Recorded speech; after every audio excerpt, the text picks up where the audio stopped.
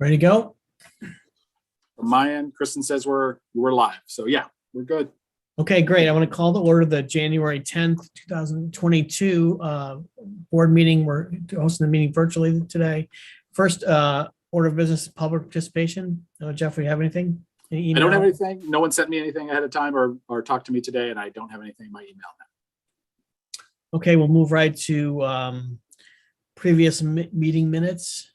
People take couple seconds to look at those meeting minutes, see if they have any questions or concerns. Now, I'm prepared to share out the board packet, kind of like we do in the room, if that would be helpful, or if that's less helpful, I'm happy to not do that. You guys let me know what you like. Actually, Jeff, my little computer over there is frozen, so it would be helpful for me just to have. Okay. If you're able to do that. So if you share, the screen is shared, so when there's a vote, can everybody just say their name after that? Because I won't be able to see hands being raised. Sure. Sometimes the faces will also appear on the sidebar, but let's see what Jeff can do. Sec here.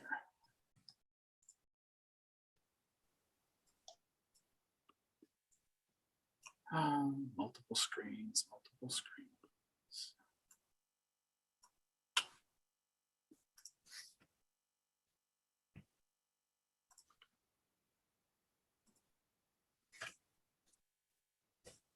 Okay, you guys looking at the board packet? Yeah. Yep. Kristen, can you see us on the side or? Okay. She probably can't see everybody though. Can you? She can if she can reset herself. You can reset the little window. Yep, I can see everybody. Okay, great. So people take a look at the meeting minutes, see if they have any questions or concerns.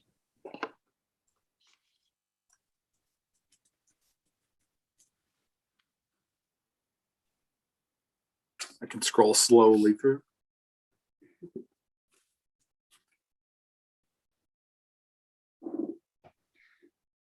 The only, I am having a problem, like, somehow you have controlled my screen and I can't seem to make it smaller so that I can go and look at the minutes myself.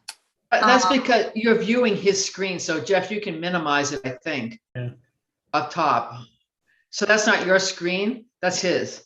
Yes, that's what I'm saying. Right. So I can't look at another item on my desktop because I like to scroll through the minutes and go ahead or go back or.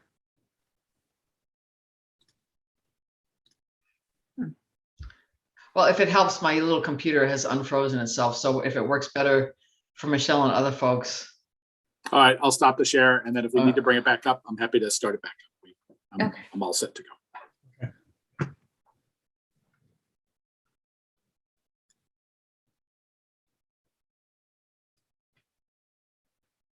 So I'll make a motion to accept the previous meeting minutes.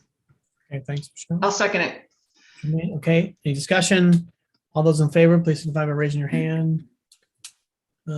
Any negative or abstention? Okay, motion carries. Going to the financial report, pages 6 through 14. So as of December 31st, we are tracking about 3% under budget for expenses, which is comparable to last year at this point in time. We have turnover and vacancy savings and salaries, and probably will be at least 4% under budget at year end. Another area where right now we're showing under budget expenses is library materials. However, there are some encumbrances out there that are going to catch up. And also the other thing to note is that our electronic resources budget isn't really spent until the second half of the year. So I'm sure we'll catch up and we'll probably be pretty much on budget for library materials. The other thing I wanted to mention is that we received 2 sizable donations this month, $1,000 for the Storch Fund and $2,500 from the Hungerford Family Foundation. Great. I had a question. So, go ahead, Mary. Sherry, let's say salaries, you said we're tracking to be maybe 4% under for the year, something like that. Right. That is a net number. So in other words, there is the gross salary projection. Then you factor in just a savings number, and it's Right. that low, you're going to save 4% off that lower At the number. lower number, that's right. Okay, all right. So yeah, okay. That's what I thought it was. Good, thank you. Yeah, yeah. And mostly that's because, we lost at least one librarian at a very high salary, and that position hasn't been filled yet. So there's pretty sizable savings right there. Yeah. That probably accounts for the majority of it. And then there's a couple of other positions that where there's been turnover, and maybe a librarian who's been here for a longer period of time was making a higher level salary, and then we hired a new librarian at the base rate. So there's some savings there. Those are the areas really where most of the savings occurs. Okay, thank you. Mm-hmm. Charmaine? I wasn't sure if anyone had questions about the retired employee issue that I had emailed Jeff inquiry about. Yeah, we should probably go over that again. Okay, so I'll run through it as fast as I can. In the previous iteration, contracts and healthcare, the library participated in the New York State Health Insurance Plan, NYSHIP. And under part of participating in NYSHIP, part of civil service law requires, if you're going to participate, that the library reimburse Medicare Part B for any retirees. So we were dropped by NYSHIP because we had very low participation. So at that point, there was a bunch of contract stuff that happened where the library moved the retirees who were on NYSHIP to a Medicare Advantage plan administered by CEPHP, which was a significant cost savings for the library, and then agreed to reimburse the Medicare Part B through a certain date, after which any employees who retired after a date would no longer have their Medicare Part B reimbursed. So what you're looking at in there are, when you see those names in the warrant, those are those folks who are still being reimbursed. And there's a population of folks who are retirees. And then we had one person that we had lost track of, and we have since found. And so there was a little bit of a catch up there while we made that person whole. So we're all set, and we're on track. There's a fixed population for those folks. So We make these payments on a quarterly basis. Okay. I thought it was annual. Okay, thank you. So we will see those names again, is what you're saying? Yes, yes. And And that's- Medicare, the Medicare premium has gone up for 2022, so those payments are going to go up a little bit. What is the group? What's the group? How many people in the group? Do you know? Like- I think there's six. I think there's six. Only 6? Okay. Yeah, Thank it's you no for- more than six. It's because I'm trying to remember what it was when we lost track of the person, and then what it. Yeah. So somebody had moved, and we had a bunch of outstanding checks. We couldn't get in touch with this person. Finally, we were able to get in touch with this person. So we've made them whole, and they're back on the schedule, on the quarterly schedule to be reimbursed. And I believe it is 6. Okay.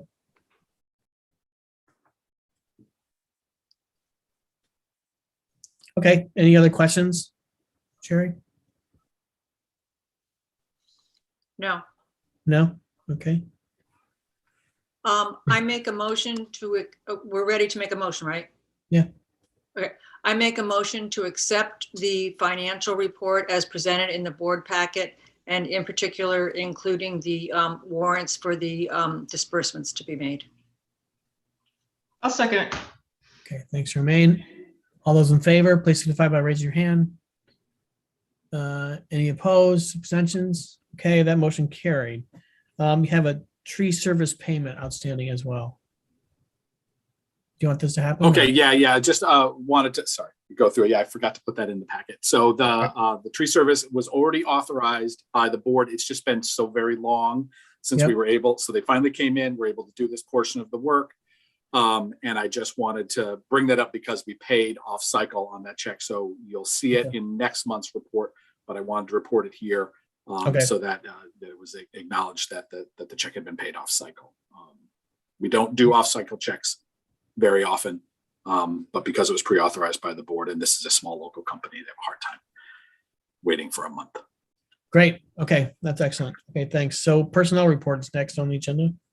Okay, so I have actually only one action requested, which is authorization to fill a backfill for a 6-hour page position.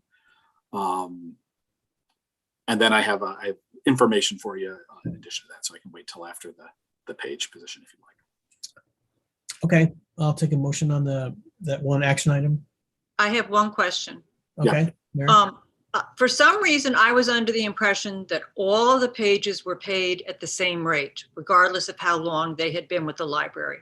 That's true. Yet on this schedule, I see pages at different hourly rates. So could I get a little clarification of how the pages' salaries work?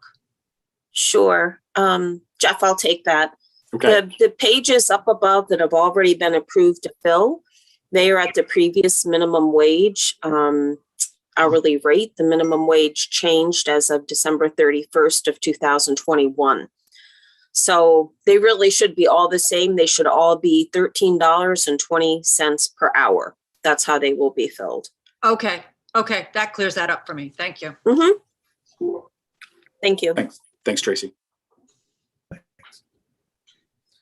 So Okay. if nobody has any other questions, I'll make a motion to accept the personnel report as presented on page 15 of the board packet. Okay, thanks, Second. Mary. Michelle, second. All those in favor, please signify by raising your hand. Okay, the Right. opposition, abstention. Okay, that report motion carries. Great. So I just want to really quickly interject that we just received authorization. So the librarian 2 position, which is the position that is the source of the under expenses that Sherry was talking about earlier, one of the major sources of that. We've just received a certified list from Albany County after their audit of that position. And so we've been authorized to fill. So I'll be moving forward with that. It's particularly important right now. This is the person that is in charge of programs and outreach. And we are actually late, but we're coming into the season where we need to be getting ready for summer reading program. So it is more important than ever to have somebody who's coordinating all of that work. So we'll be moving forward with that one with all reasonable speed and get someone into that position. Jeff, have you seen the list? Do you know if it's a viable list? It is a viable list. There's a lot. There's Okay, a lot of people on the list, and Good. so we'll begin canvassing the list. We'll see who's on there, and we'll start our hiring process. I have a question about the hiring process, and it might sound naive. Do you have to go in order, or can you consider a variety of characteristics based on the needs of the library? Okay, the answer to both of those is yes, but depends. So first of all, we do have to go in order.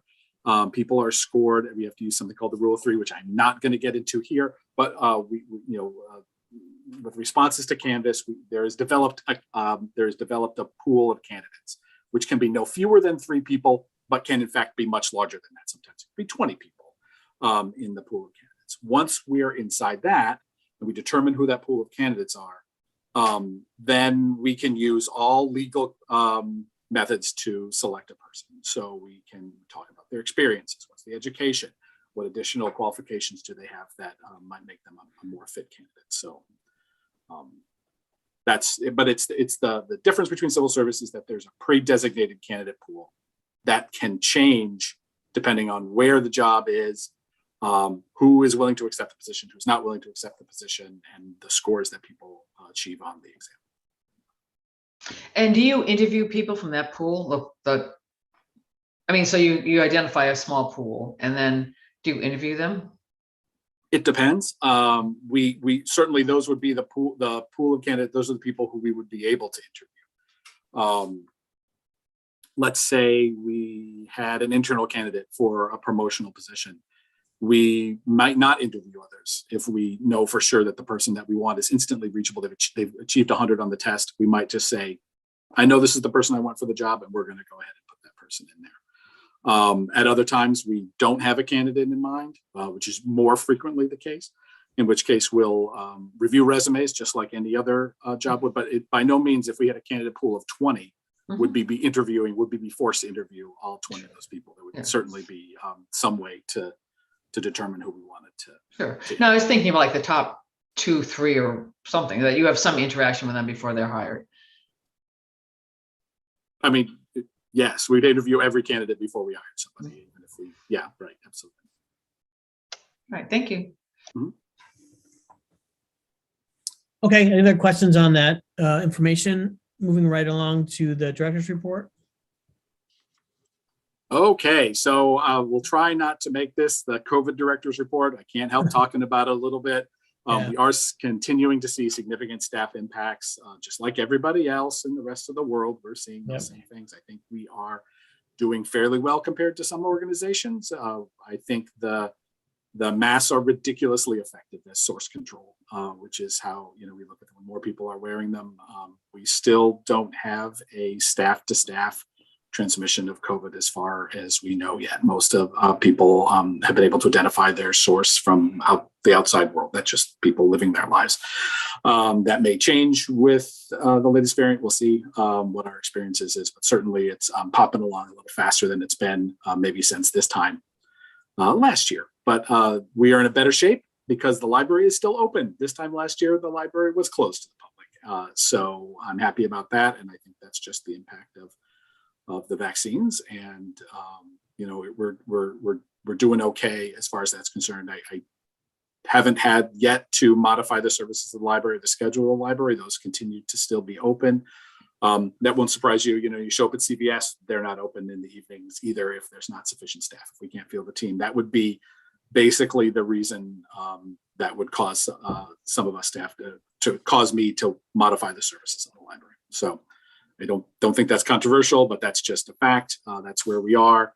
I am getting some questions from public, maybe asking questions about the public meetings. How much notice would I have if we have to cancel public meetings? And I keep telling them I will answer. I will give you every bit of public notice that I can, but it may well be that the notice may be 5 minutes if that becomes necessary. If it just is difficult or impossible for us to staff the library. So that's where we are. It was just to have a quick report on the partnership that we have with the Town Emergency Management Office.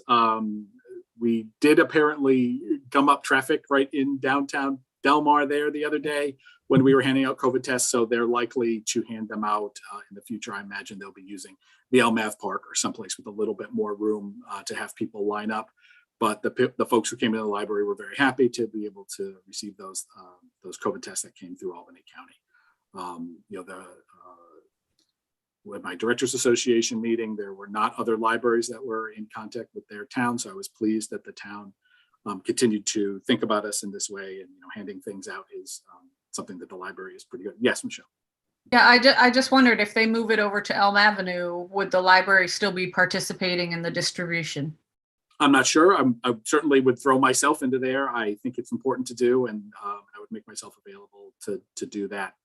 What I said was if at some point in the future the demand is maybe a little bit less intense and the supply is a little bit more robust, and there weren't likely to be long lines and people with a certain level of intensity to get them, I expressed to that we would continue to be ready to hand them out if they're just over the checkout desk or through regular curbside, like have a free book and a COVID test, that we'd be willing to do that. And I think that's appreciated. But right now, if it's still this event type thing, that may be better off other places, not right in the downtown of Del Mar. So, but anyway, it was great. I think people were very excited to be able to get them, and I'm happy to participate in the partnership with the town. So, and thanks, Mark, for coming over and helping out that morning. We got snowed on a lot that morning, so it was a hoot. Yeah, it was. I thought of you guys. Yeah, it was fine. It was fun. It was good. It was good. Yeah. And just Frank from Public Services talked about that this month. There just seemed to be less aggravated folks talking about masks this month. It just more people are just like, okay, this is an intelligent thing that I should be doing. It's reasonable, and I'll go ahead and do that. So that's nice because it takes some of the pressure and heat off the staff. Talked about the tree removal service, Bill, just a little bit ago. A bunch of dead weight has been taken out of those trees in the parking lot, which makes me very happy. And then there's still some more crane work to be done with some bigger trees, but we can, nothing that's overhanging the parking lot that's making it a particularly, well, there's two big maples that are in the middle of the parking lot, but that's crane work. It's bigger work, and that'll be happening a little bit later on in the year. Yes, Jeff? Mary. The work yet to be done, Mhm. is that work already out, bid and requested, or are we waiting to do that? No, it's all bid and requested, and it's already on that purchase order that was approved by the Board of Trustees. So Okay. we had our 3 quotes way back then, forever ago, and this was the winning bid. It just took a long time to get that going. Okay. So they'll get to this when they can, the rest of it. Yeah, and it's less intense. Those maples do shed branches, and I'd be happy to have them not there anymore because it's still a place where they can get onto cars and stuff. But they're, Okay. because they have to rent a crane, it's a little bit more involved. I'm not going to go into the Overdrive app. Lots of good programs. We continue to work. We have a relatively, we have some new librarians who look at programs a little bit differently. I always get excited about that. I'm sorry to have some more experienced staff not be at the library anymore for whatever reason, but at the same time, I'm excited when we have new librarians, they come in and they have different views on programs and our services, and they bring those experiences from other libraries, and then they can redo some of those programs at our libraries, and they're new to us and new to the library. So I'm excited about all of that work that's going on right now. Automatic renewals, I did mention that last month. The Directors Association did authorize that. Unclear when the implementation will be. It could be as early as February 1st. That recommendation has been made by the Directors Association. Basically would just mean that items that are eligible to be renewed at the end of their loan period would be renewed. Patrons would get a notice to say, hey, these 3 items were renewed. These 2 items are not eligible to renew because they have been renewed too many times already, or they're on hold for somebody else. But the patrons will continue to get notice as long as they're not signed up for the phone notifications. Those phone notifications, that old system is just a wreck. So anybody who's getting email or text will get the full notice. People who are signed up for phone are not. Yes. I have a question about that, Jeff. Is there a number of renewals that you're eligible? I found this out myself, actually. 2. How many? 2. You can, it's automatically renewed twice then. Yes, Okay. but not every item is eligible for renewal. So some items like museum passes and lots of the library of things are not eligible for renewal. So it has to be eligible to renew. It has to be not on request for anybody else. It has to be one of those things that you can renew if you were to come in and call us and ask us to renew them or go online and renew them. So. And so fines would kick in. Let's say it's not requested by somebody else. It's eligible to be renewed. The fines would then kick in after the end of the second renewal? Correct. Okay. Yep. Okay. Thank you. You're welcome. And Jeff, Yep. Let's say the new rule kicks in February 1. Yes. I have a book that is scheduled to be back January 28th, but I don't renew it. What happens with that? So that item would be overdue. January 28th is 2 days before. Anyway, so let's say it's 15 days before or something like that. Well before. Anything that would not be eligible for renewal before that would be automatic renewal starting whenever the date starts. So before that, it's not going to happen. After that, it would happen. I think we would instruct the circulation desk to be a little forgiving to folks as long as the items could be renewed. Okay, so there's not going to be any automatic backing up, which is fine with me. I just want to understand how it works. I think technologically speaking, that's not possible. We all these questions. It's a good question. That's why I was smiling. It's a good question. We hashed it all out and at the Directors Association, and I think it just has to start on a certain day and it moves forward from that point forward. So, Okay. Thank you. You're welcome. I just might suggest that if we're going to put it in the newsletter, you might want to wait to mention that to the public until it's actually in place or very shortly going to be in place to avoid confusion. Yeah. Soft open. I'm a huge fan of it. And, until I see how it works, because some of those questions that Mary's asking, that little interface with items that were checked out before, if there's a delay or lag, I would hate to say, you're all set, automatic renewals. Oh, except for just on new items going forward. I don't believe that's how it works, but we're gonna find out before we tell everybody about it. Thank you. All good points. And in your packet, we can talk about it in a minute if you'd like to. There's a training menu that came from Upper Hudson about their racial equity training that Upper Hudson has contracted with a group called the McLean Group to provide to all libraries and library trustees across the system. So this is one of their Upper Hudson initiatives. It does fulfill that 2022 required trustee training that we have to have for all trustees this year going forward. So it's an easy way to meet that need, but we can talk about that at some point, how we want to schedule that. And there are 2 years to complete that training. They signed a 2-year contract with that organization to provide the training to trustees. So it should give us ample time to. Actually, Jeff, I did have a question when I was reviewing this earlier today. I thought that the training that's now required of board members is 1 training a year or something like that. But this that you've included in the packet is a series of 6 courses. It depends on which option you're going with, but yes, there are. It would meet the obligation and meet and exceed that necessity to have that training from New York State. Gotcha. Yeah, Michelle, I think there's a 2-session, 3-session, and 6-session option. Yes, I saw that. Yeah. They're ready to depending, different boards are going to want to work through this differently. They want to schedule things differently. So it's they're trying to give you a lot of choice in how you would like to have the training. But as I understand it, this is what's available to do, not necessarily what is required to do. Right. Correct. Upper Hudson doesn't really have the authority to require us to do anything like this. They're just making it very available, and they're strongly encouraging. Okay. Yeah. And then on the trustee training, we don't have to take it together. We can do different things, right? That's true. Yeah. And then you have to let me know so I can report it to the state. Yeah, sure. Okay, so that's in there, and then that's it. We'll go. I talked about the McLean Group a little bit. Please review that. We will be talking about that at some point in the future. I just wanted to put that out there, make sure you all were aware that training was available to us. In the statistics, just a couple things. We're doing very well in circulation. In a December, a typical 2018, 19. Year December, we would expect about 50,000 circulation in a month. So we have 45,000. So we're right about 90% of our total circulation, which I'm very happy with.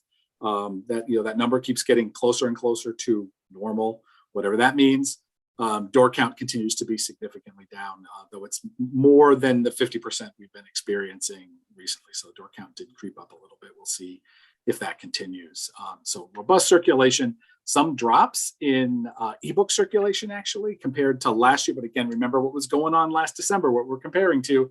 The world was largely in the middle of that COVID spike last December and January. So lots of ebook use, e-audiobook use continues to increase even despite of that. So robust use on e-audiobooks. Other than that, the in-house use statistics, web page, everything would sort of track along with our circulation, which is why we tend to use circulation as an index of generally how the library is being used. Just tends to track with a lot of those other numbers. A little bit different. The split between door count and circulation will be the biggest thing of note, which is why I keep talking about it, just because. Harmeet. Jeff, would it make sense for us to add the 2019 numbers to this file so we've got something pre-COVID to compare against? Yes. Yeah, we can certainly do that, and then that will get us a couple more months, and then we'll have to kick it a little further back as we slowly. You can watch as we slowly come into 2020. So, but yes, having some pre-COVID numbers on there would be a good comparison. I'll take care of that for next month. The gas comparison, folks asked for the tabular data to be included, so I included that. I'm not going to go over it. Most folks like the graphs better for understanding how our gas use is going, but there's nothing untoward or unusual about our use, except the expense per therm is up a little bit. Gas is expensive this year. It's not going to be a surprise to anybody who lives in the world. But use is not up or outside what it's been since our new HVAC system. And that would be that, unless you have questions for me. Yeah, there was a cool chart that you had on, I think it was 20, I'm not sure the page number 27, maybe, about There's a scatter graph on the, can you throw that one up and, Sure. Let me see what I can do here. Oh, yeah, I couldn't understand that. Okay, this is this one, the scatter Yeah. plot. So it's just Yeah, yeah. daily circulation, tracking since 6 of 2020. So it gives you, sort of our progress as we've marched through COVID. Talks about those daily checkouts. Of note here, I would say, I don't know if you can see my mouse, but usually the July is the highest month of the year. That's our busiest month of the year. Certainly was true in 2021. That's 7/23/2021. Those are those high circulation months. And then Yeah. you drop down as you go through the winter. There's just a little bit of a shoulder there. I don't really know what that was in October. Probably, who knows? And then just just a daily plot of circulation. It's just another way to look at it. What does each dot represent? I think this might be the confusing thing. Checkouts on a given day. So like each dot is a single page? You must No, have- sorry. It's a Define total checkout. total checkouts by day. So define a checkout. Anytime someone checks out an item or renews an item. Okay, so electronically and physically? I wish my phone a friend. These Catherine are was- these are just the physical checkouts. It's not renewals. It's just the books going out over the desk. So the interesting Right. thing about this is we can see kind of where our sections of the pandemic were. We saw when we Yeah. went to curbside only, at the very beginning, in June, in September, when we got to opening the doors to the library, we had more items went out when people could walk into the library. Then we had curbside only again in January, that big giant slump in early 2021. And then we started to get kind of normal-ish about 7/23. We had our peak in the summer. And then that October jump was probably kids going back to school. And you see that we're just constantly kind of seeing where we are in the world of the pandemic versus what we were Yeah. doing before, where we're normalizing. It's the physical activity at the circulation desk, which is a little bit different than the total circulation, which factors in electronic content as well. Okay, yeah, I thought, okay. That's fascinating. So, It really, what I like about this is that it really shows the impact of those opening the doors, closing the doors, curbside only, adding in the pop-up, like you can see each of those things as we move through. Anyway. great. That's helpful. Thanks. Yep. So if anyone have questions on, for Jeff on his report or? Jeff, I just wanted to ask about curbside, and now that it's getting colder, increases, same? Yeah. We've How's seen that some recent, and then this is my very unscientific method. There's been some recent upticks in curbside. I think trying to tease out what's temperature related and what's increasing COVID related might be a little difficult. It continues to not be anything like the majority of our circulation. So let's say we were averaging 13%, maybe it's 15 or 18%, but almost at no point am I seeing 4 people at a time out there, which is what we see when it's really intense. So someone will throw something at my head if I'm say it was just 4 people the other day, but I think it's less often certainly than when we're really doing curbside only. And nothing compared to when we hand out COVID tests, because that's a lot of curbside.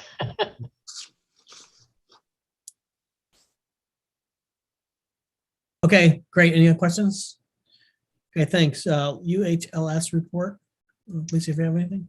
Well, we did not meet last month, so we did not talk about the training yet. The meeting is this coming Wednesday, so I assume we'll have a pretty extensive conversation at that point.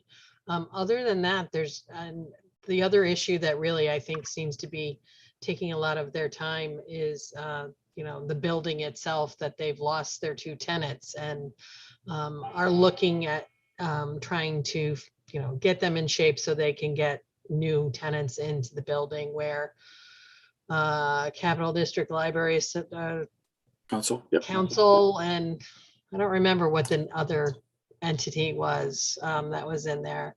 And they both left within like a month of each other. So that was kind of a hit to the budget, and something that for a long time they haven't really had to think about. So, Yeah.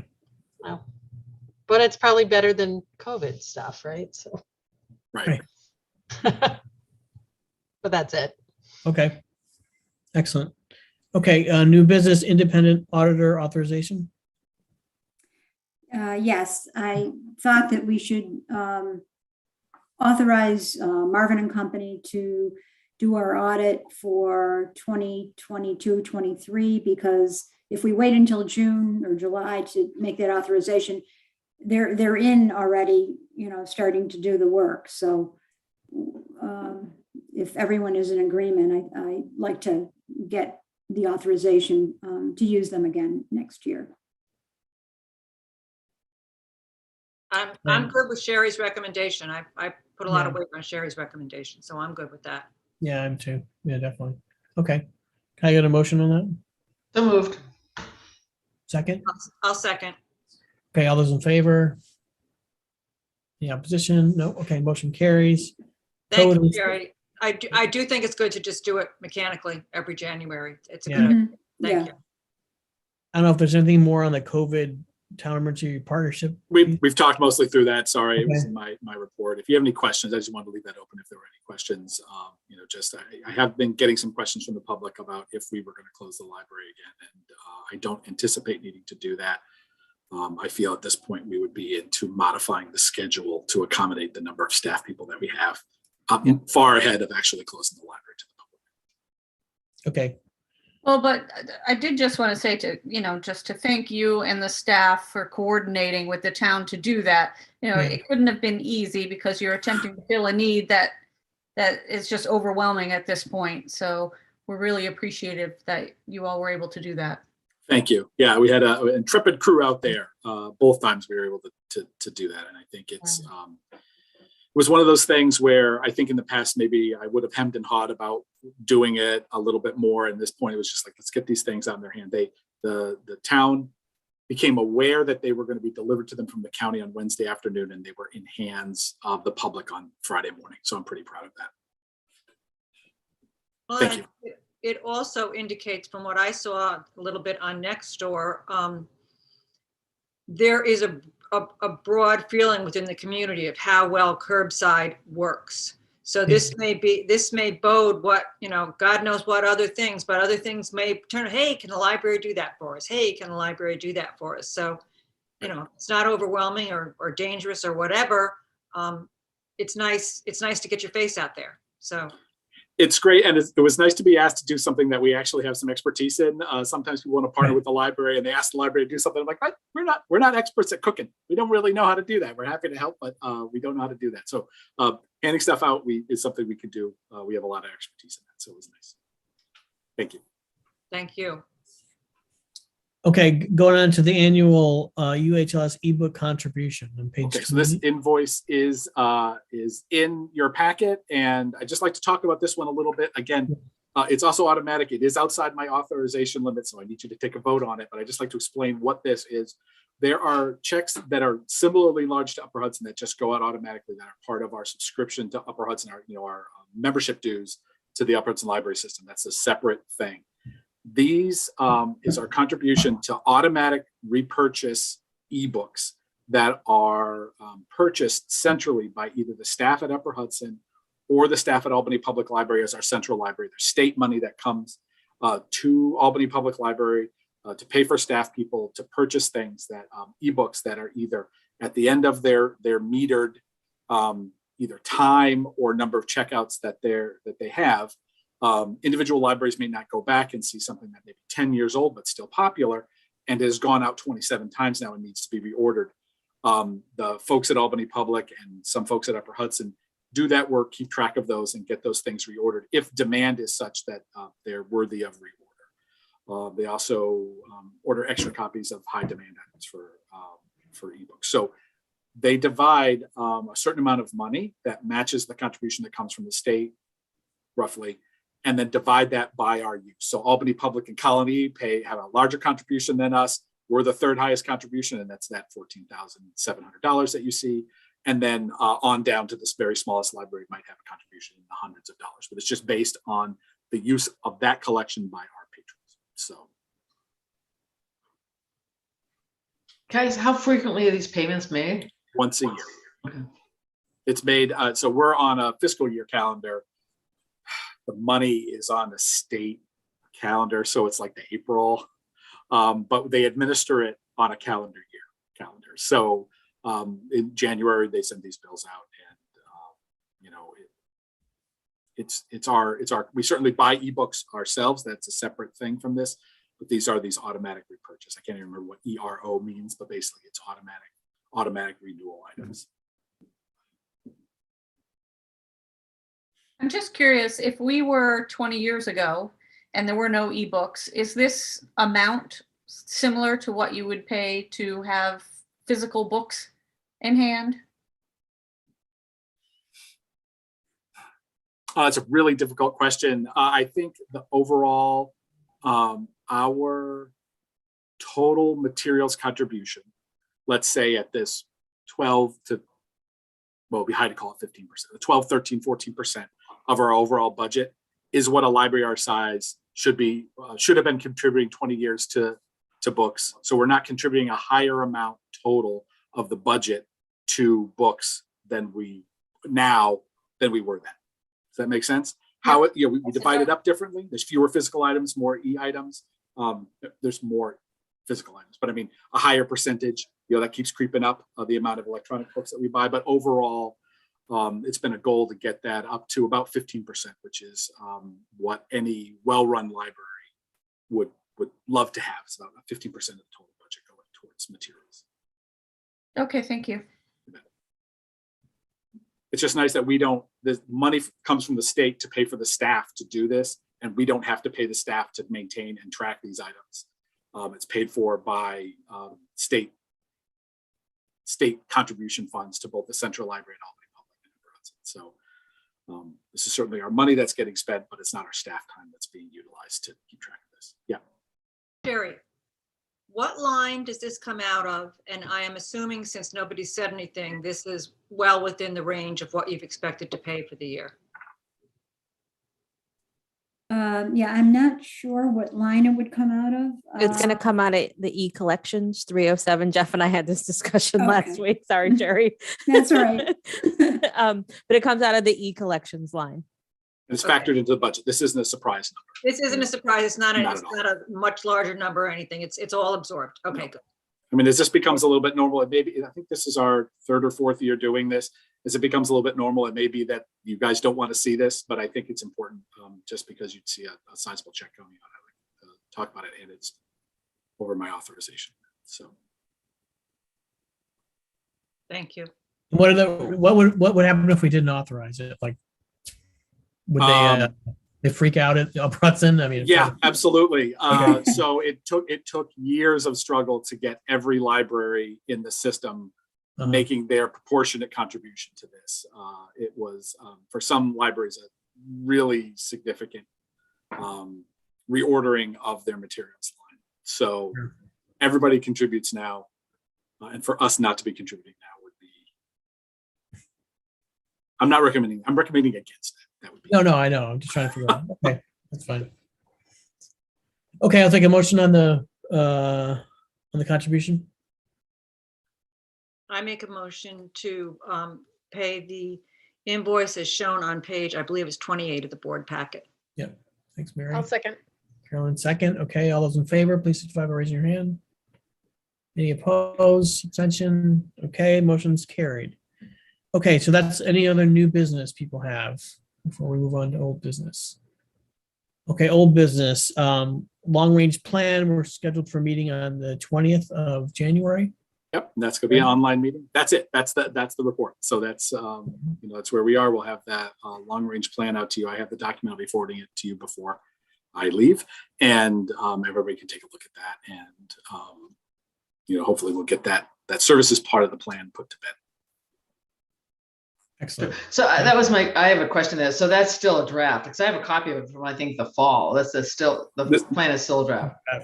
Yes, it is a draft, because and this will be, it has to come out of the committee and then it has to come to the board and be authorized by the full board before it would be in place. So we've made some modifications to the document since the copy you had last fall. We'll send out the new draft. We'll put that in front of everybody on the committee or not. We'll make sure you have it, and then we'll have that meeting on the 20th. Okay. Okay, any questions on that?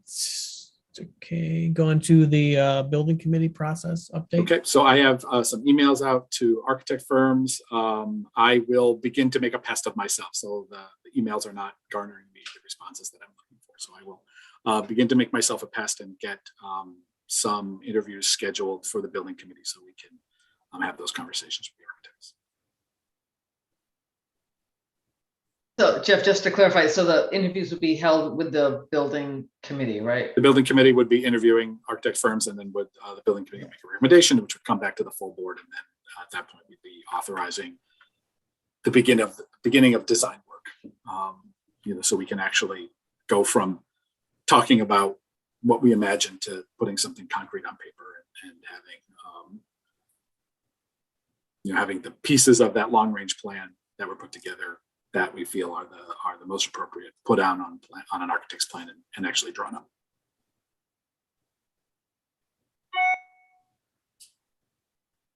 Well, while we're still on old business, we're picking up the fine discussion at the end of the month, correct? Because it's not on there. Okay. Yeah, I didn't. So we had a failed search for another fine committee day. So I will be putting out another poll to everybody with some new dates, so we will get the fines committee together. I think that's an important one to have everybody. If we were meeting regularly, it's important, but it's important to have everybody there. Okay, any other old business? Any other, okay, future business? Any other questions or concerns for the good of the order? I have a question. So this is will be my second time developing budget as a trustee. What's the timeline on starting to do? I know that I believe this is the finance committee, the money committee. They do recommendations. What can you remind me the dates of that process when the full board gets it, and the last date, just so I know where it's a little bit early, but I still want to have it set in my head. The deadlines and when we might see the first draft as a full board, et cetera. I'm working on the budget, and I expect to have a draft that will be reviewed first by the finance committee, but to have the draft at the next board meeting. So we have a chance to review it, discuss it. And I think we have until the March meeting to pass. Is that right, Jeff? Depending on where the dates fall? Yeah, actually, we know that already, the way the dates fall for the March meeting. If the board can either authorize it at the February meeting, or they can authorize the budget at the March meeting. And then that still gives us time to get it to the school district, so they have their public notice part as it becomes part of that overall process of the school district. That leaves us plenty of time to get it to them. Can I back up to the old business in terms of the building committee? We were also, I think the last meeting talked about having someone come and do a very brief but informational meeting on bonds, the process of bonding in case we need to go that route. Is that something that's still in the works? Yep. Or Absolutely. Okay. Yeah, the attorney that I traditionally would have brought in to do that work, I think we're gonna have to work with a different attorney, but it's okay, because that particular attorney who knows about library bonding doesn't have to be present in order for us to have a meeting. So we'll be exploring that. Mary?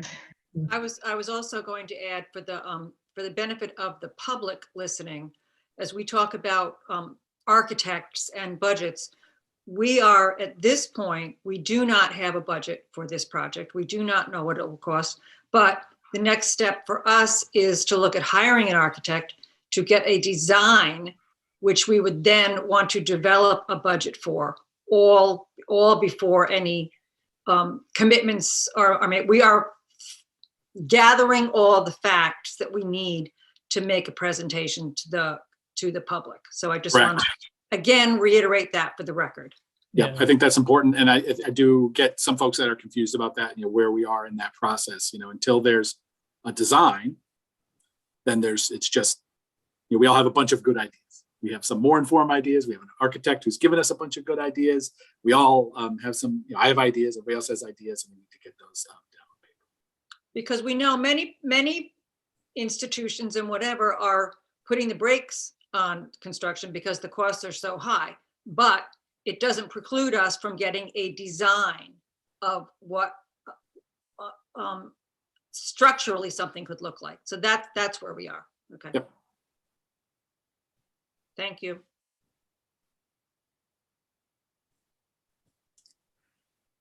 Okay. Any other questions, concerns, comments, Charmaine?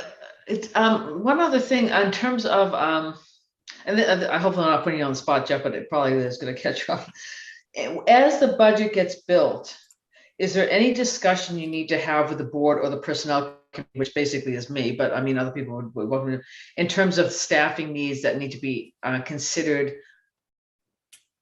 before or as the budget is built?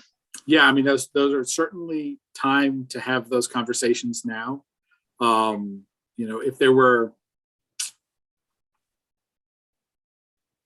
If the long range plan was ready to roll and it had certain positions in that, we would have a very robust conversation here, especially if we were adding certain positions to that would have to be factored in into that. But I think it's a good idea for us to have a conversation about that. That's now is the time to have that conversation, because any movement And on the person. Sorry, go ahead. Certainly for next year, I don't think we anticipate any additional positions. Right, Jeff? I mean, I have some things that I'd like to ask for, but we're not ready. We're not in a position to do that right now. So just to clarify, so there's a long range plan, and it may be premature to talk about staffing based on that for the coming cycle of budget development. But is it worthwhile? Because I'm here. I want to be clear what I hear, what you're saying. Mm-hmm. Would you want to meet with the personnel committee, which is me and anyone who wants to join us, in a discussion about staffing needs that would have an impact on the budget process this year? Absolutely. Okay, so we need to get that. We should get, and maybe people should raise their hands if they want to be part of that discussion, because as far as I know, I still am the only person on the personnel committee. So is it, maybe people can email Jeff, or just they want to join, we'll get a. Right, we should get a conversation going before the February meeting. Yep. On that. Like I think what ASAP, because that gives Sherry enough time to, or the whoever is developing the budget, to start considering, like if you're shifting funds, if you need, if you're saying, I really need this and I want the board to consider it, obviously the board would have to approve it. But if you have ideas that would affect the budget this year and you feel like they're urgent enough to be considered this year, we should go on that. Yes. Okay. Okay, so if people want to join that meeting, just email Jeff, CC myself and Charmaine, just to get the conversation going. The goal to have that before February 14th is the next meeting, I think. Yeah. So before like February 10th or something. Yeah, great. That'd be helpful. And it might be considered new business. I don't know, old business, new business, about personnel committee report out or something like that. Discussion. Yep. We'll put that on the February agenda. So excellent. Okay. Any other business, future, old, new, otherwise? Any other business people want to talk about? Any public participation? Let me go check. Came in. Got an email, but they want me to renew my auto warranty. So no, we're all set. Okay, you got to jump right on that, Jeff. Yeah. So, okay, I'll take a motion for adjournment then. So moved. Okay, second. Okay, all those in favor, please signify by saying aye and raise your hand. Great. Motion carries. Thanks, everyone.